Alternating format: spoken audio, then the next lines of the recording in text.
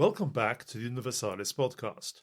I am Martin Kochański, the creator of Universalis, and in this episode I'll be looking at the highlights of the week ahead, starting with Sunday the 17th of May. This week is definitely the gloomiest and dullest week of the Church's year. I know that we celebrate the Ascension with all glory and splendour, but what actually happens at the Ascension? Jesus departs from his disciples, and he will not come back until the end of time. That is hard. They don't even have the consolation of thinking of this as a disaster imposed from outside, like the crucifixion. At the Ascension, nobody has done anything to Jesus. He has done it himself. He has up and left. Literally up. You and I nowadays are used to a Trinitarian world with God the Father, God the Son, and God the Spirit. But for the disciples, which means for us back then in the 1st century, back then in the first time it happened, it was all different. The Trinity had not yet been revealed in its totality. God the Son had just gone from us, and as for God the Spirit, who we today know was on the way, back then no one even knew who or what the Spirit could be. The Advocate, the Comforter, what, if anything, do those names even mean? Historically speaking, that is exactly right. The Spirit isn't describable after all. You might say that until you knew the Spirit, you wouldn't understand any description of the Spirit. Only the coming of the Spirit can explain the Spirit. Nothing else can. That is right, but history can be both exactly right and very hard to live through. To take one picture, perhaps you have been a parent and experienced this, but if not, you can imagine it. You have taken your child away somewhere definitively new. It might be boarding school or it might be university. Either way, it's the same. You went out all together as a family and you came back as just the parents, as not a family anymore. You have come back to nothing. Every day is a nothing time. All the usual things happen at all the usual times, but they don't mean anything anymore. Days follow days. Tuesday follows Monday, not as a living day, a day that is alive, but only because Tuesdays always come after Mondays. Wednesday comes after Tuesday, not because Tuesday, fully ripened and complete, gives birth to a new day called Wednesday, but because the calendar says Wednesdays always come after Tuesdays. Evelyn Waugh called it a watch ticking on the hand of a dead man. Hilaire Belloc called days of this kind a day without salt. We all have days like that. We sometimes have weeks like that.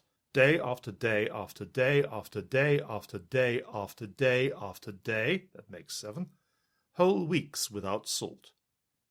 The causes can vary. Perhaps in your case too it is because someone has gone out of your life and life isn't life anymore. Perhaps the cause is something else. Either way, when this happens, we can take comfort from knowing that in this week before Pentecost, the disciples felt the same. Life was on its way for the disciples. More than that, it was life of a kind no one had ever had before.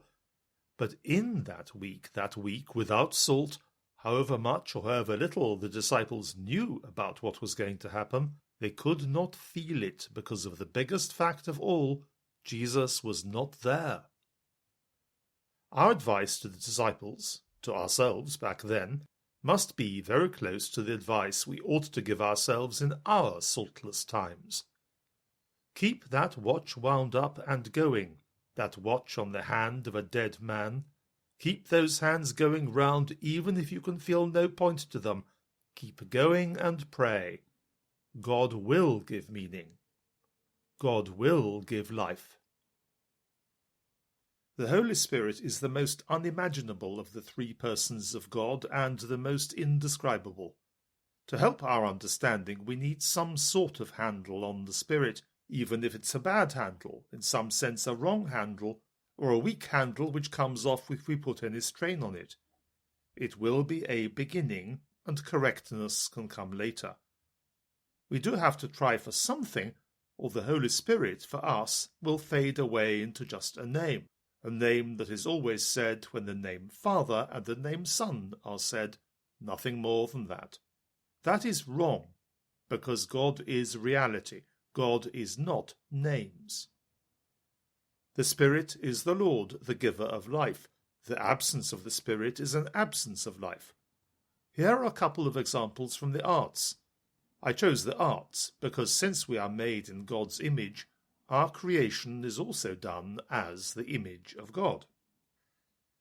An unmusical but industrious person can learn the piano as a physical exercise and learn it to a great level of perfection, but still, listening to what is played, you would say, he is playing the notes, not the music. I once watched a sequence of rehearsals of a play. At the beginning, the actors learned their lines and spoke what they had learnt. But one day, and it happened quite suddenly, there were no actors on the stage anymore, there were characters. And those characters were not repeating memorized lines written by an author. The characters were saying what they themselves wanted to say. They had come alive. The coming of the Spirit is a coming to life. You can see why the Spirit chose to appear as tongues of fire. If technology had been more advanced, electricity would have been an even better image. Imagine for yourself a house with all its light switches turned on, its oven ready to cook something, its washing machine ready to wash, but no electricity yet. Now imagine someone turning on the master switch. The sudden light, the sound of activity. Jesus was not only a carpenter, he was an electrician. He was teaching his disciples and training them so that they would shine out with brilliant light when the power came.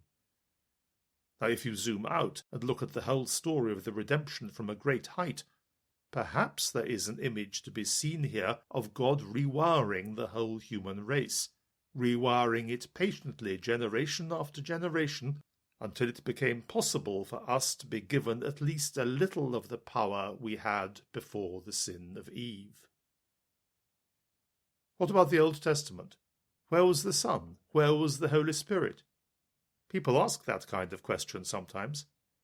One of the saints went through all of Scripture identifying when the Father, the Son, and the Spirit were manifesting themselves in the actions of the Lord. I can't remember who it was now, but I'm pretty sure it was St. Augustine. It was the kind of thing he would enjoy doing.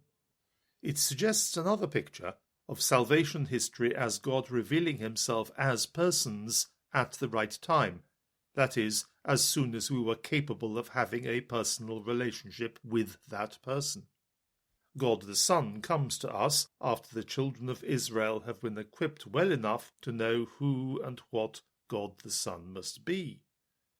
God the Spirit comes to us as a person only after the Son has trained us up to be able to receive the Spirit.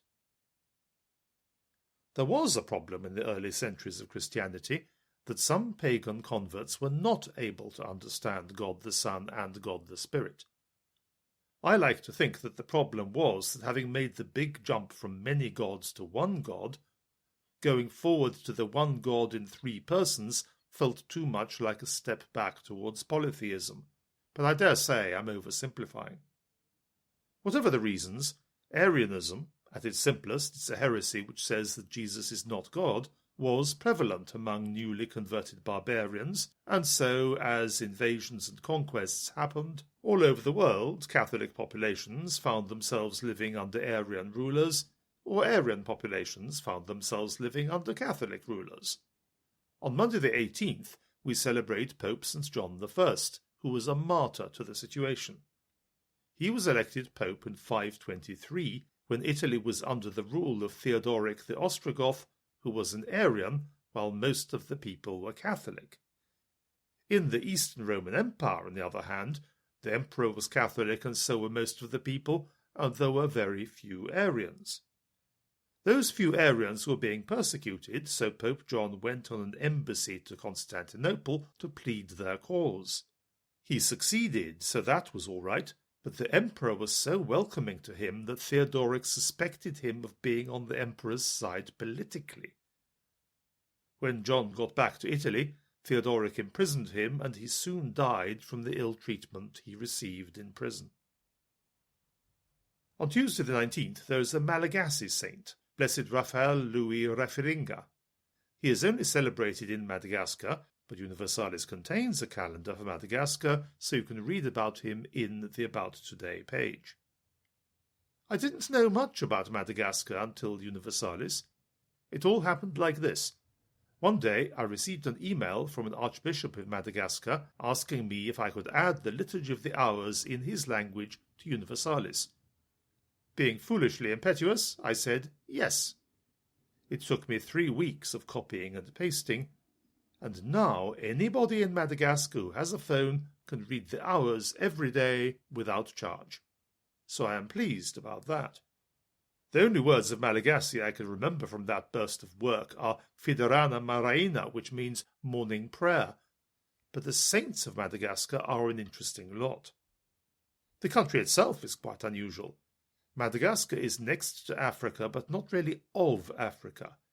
It was colonized in around 800 AD by Polynesian explorers from Borneo, and the Malagasy language is not African but Polynesian. Rafferinga was born in 1856. His father was an important functionary at the Queen's court and in charge of the royal slaves. Rafferinga received his early education from the Queen's sorcerers until, when he was 10, he met some missionaries from the Christian Brothers and saw that they had the real truth. He was baptized at the age of 14. He taught at the De La Salle Brothers' School and then joined the order, the first native of Madagascar to do so. The pagan kings and queens of Madagascar were strong rulers and kept their independence until the French decided to try to conquer the island in 1883. At that point, not surprisingly, all foreign Christian missionaries were expelled. That left nobody but the lay converts to carry on Christianity. Brother Raphael was one of these. Another was Blessed Victoria Rasomanarivo, the daughter-in-law of the Prime Minister.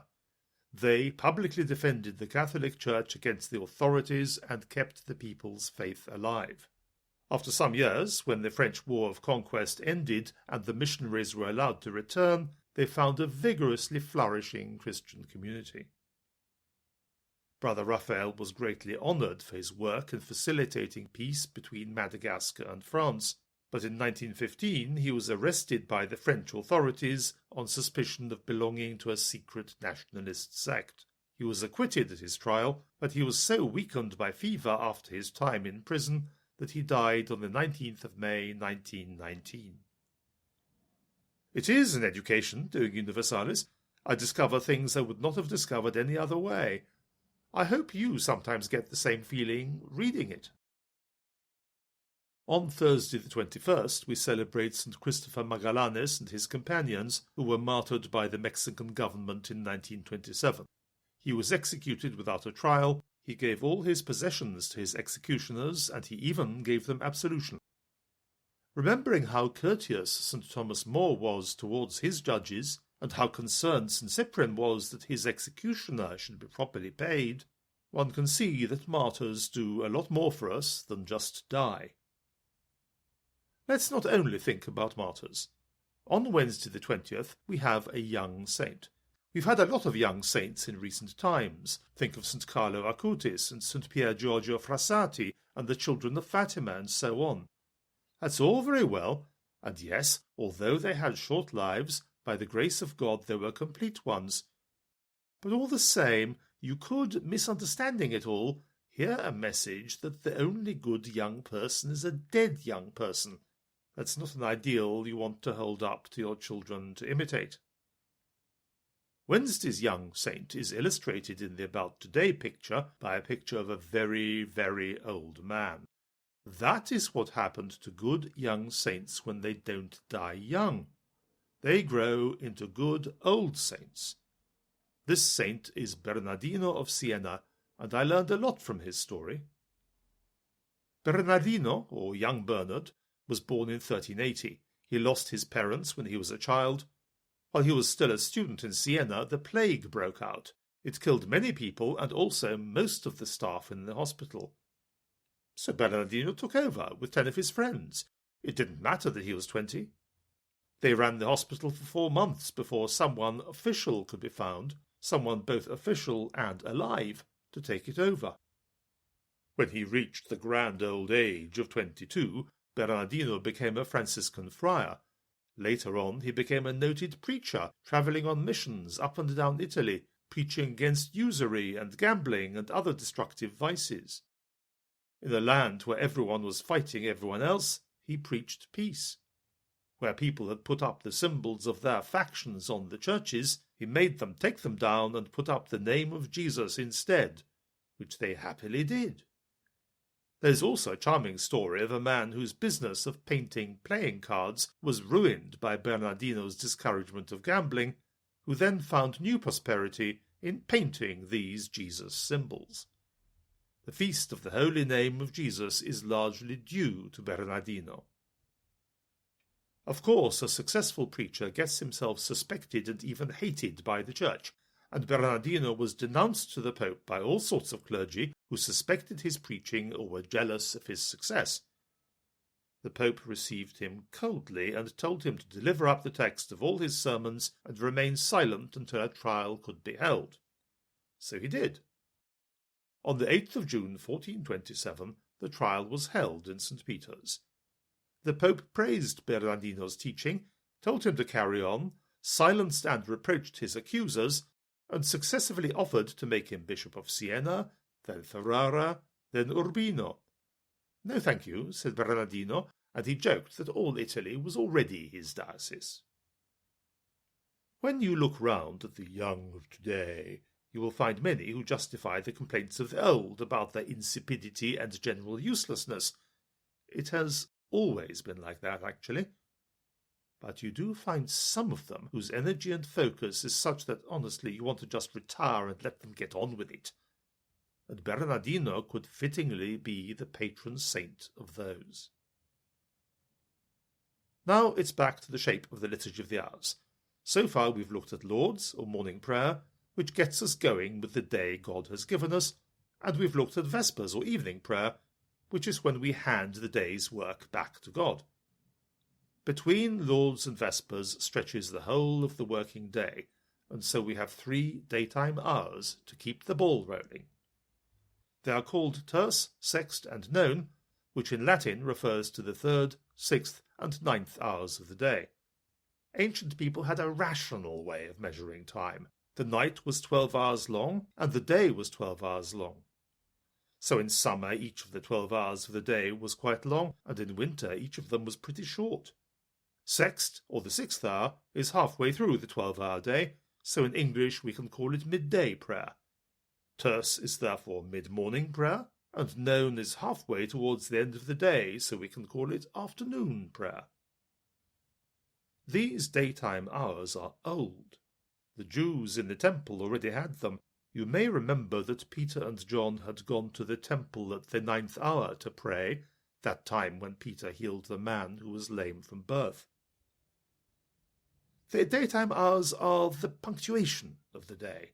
If a day is a sentence, the daytime hours are its commas. They are quick and short. Each one takes only 5 minutes to read. Monks and nuns usually do all 3 of them, terce and sext and none. Busy clergy have an excuse to do just one, terce or sext or none. For you and me, we are free to do what we want about the daytime hours, and that does include doing nothing at all if our day is too busy and chaotic. All the same, sometime give one or other of them a try. If your working day has a coffee break in the morning and a tea break in the afternoon and a lunch break in between them, why not try a daytime hour and see if it fits? Coffee prayer, tea prayer, or lunch prayer. That's all for this week. If you'd like to write to us about anything, send an email to universalis@universalis.com. We look forward to hearing from you. Have a good week in every sense, and let's pray for one another.